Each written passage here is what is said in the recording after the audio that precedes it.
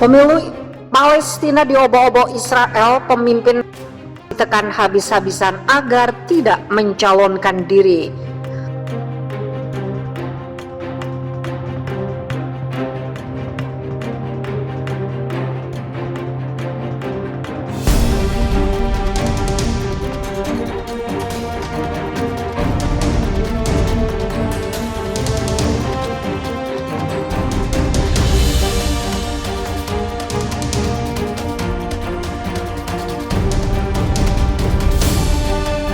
Pemilihan umum atau pemilu Palestina rencananya bakal digelar tahun ini. Presiden dan anggota parlemen Palestina akan segera berganti, namun hal itu justru membuat Israel khawatir. Kepemimpinan Palestina yang selama ini dipegang kelompok Fatah bisa jatuh ke tangan melalui pemilu. Dikenal sebagai salah satu kelompok pejuang yang paling militan melawan Israel di jalur Gaza. Kekhawatiran Israel berbuat tekanan kepada pemimpin Nayef al-Rajub agar tidak berkuasa di Palestina. Pemimpin itu dilarang untuk mencalonkan diri dalam pemilu Palestina 2021. Peringatan keras terkait kepesertaan dalam pemilu Palestina itu dilontarkan mata-mata Israel kepada keluarga Nayef al-Rajub. Nayef al-Rajub 63 tahun menuturkan aksi pengancaman mata-mata Israel terhadap dirinya pada Selasa 23 Februari 2021. Awalnya rumah pemimpin Palestina itu diserang oleh pasukan tentara Israel. Mereka menyerbu rumah Nayef yang terletak di Dura, sebelah barat kota Hebron, Palestina. Menurut Nayef, pasukan tentara Israel tersebut memang sengaja mencari dirinya yang merupakan pimpinan. Petugas intelijen kemudian mengancam saya untuk tidak ikut dalam pemilu mendatang, kata Nayef, dikutip pikiranrakyat.com dari Anadolu Agency. Pimpinan itu hanya diperbolehkan untuk memilih pemimpin di balik suara, bukan menjadi kandidat pemilu Palestina. Nayef al-Rajub sendiri merupakan saudara kandung dari pimpinan kelompok Fatah yang terkemuka, Jibril al-Rajub. Nayef berhasil meraih suara terbesar dalam pemilu Palestina 2006 yang dimenangkan oleh.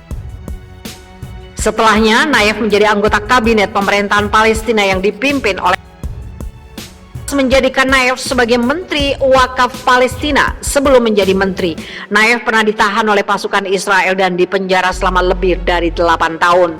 Sebelum rumah Nayef al-Rajub diserang, pasukan Israel sudah terlebih dahulu meringkus 13 warga Palestina dari tepi barat termasuk pemimpin Faze Zawafta pada Selasa 23 Februari 2021 dini hari.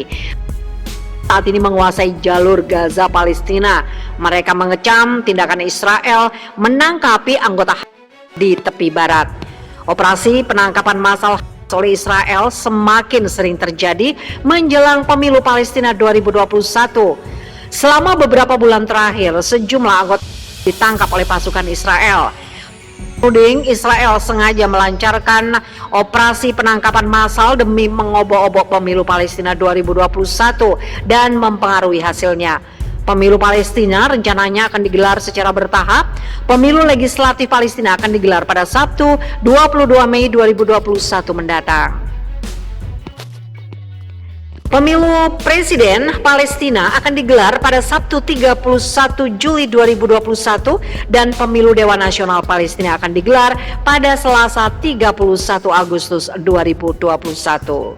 Palestina bergembira, Menteri Luar Negerinya mengatakan keputusan ICC atau Pengadilan Internasional jadi hari bersejarah.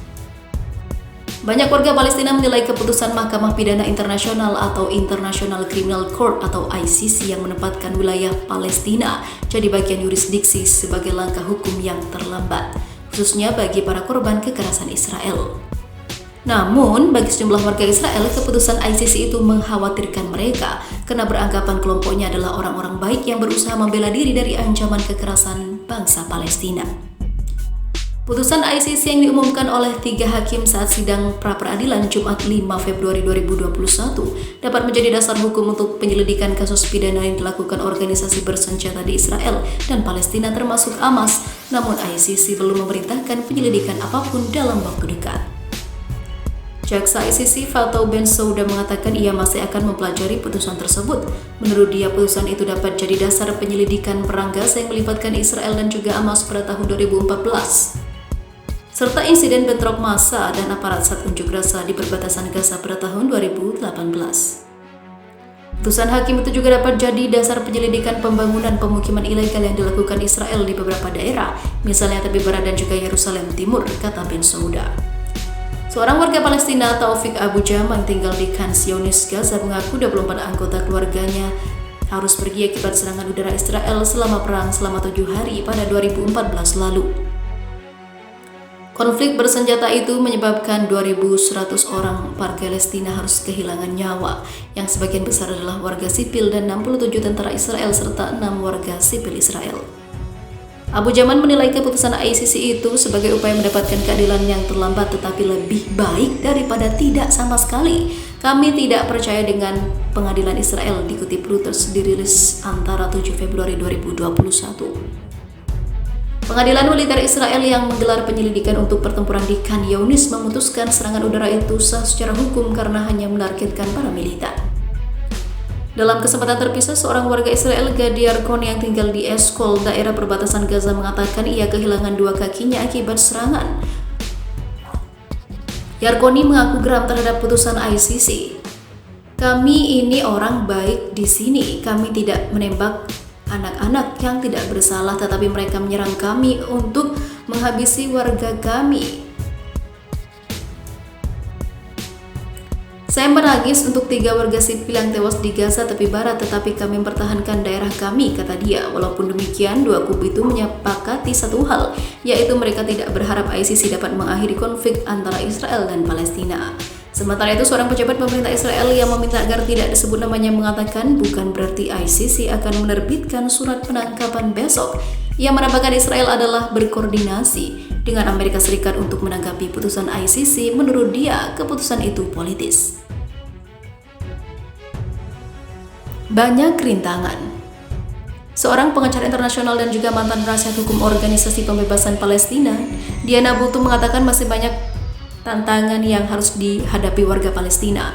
Jalan menuju keadilan yang sesungguhnya masih panjang.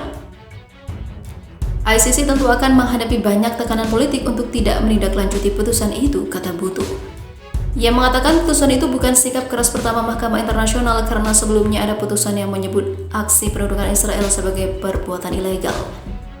Namun dunia tidak melakukan apapun terhadap putusan tersebut, ujar dia menambahkan. Putusan ICC diumumkan 3 minggu setelah masa jabatan Donald Trump sebagai Presiden Amerika Serikat resmi berakhir. Trump selama menjabat menjatuhkan sanksi untuk 2 pegawai ICC termasuk diantaranya Bensouda. Setelah Joe Biden resmi menjabat sebagai Presiden Amerika Serikat bulan lalu, Departemen Luar Negeri Amerika Serikat mengatakan pihaknya akan mengevaluasi secara menyeluruh sanksi-sanksi yang dijatuhkan pemerintahan Donald Trump.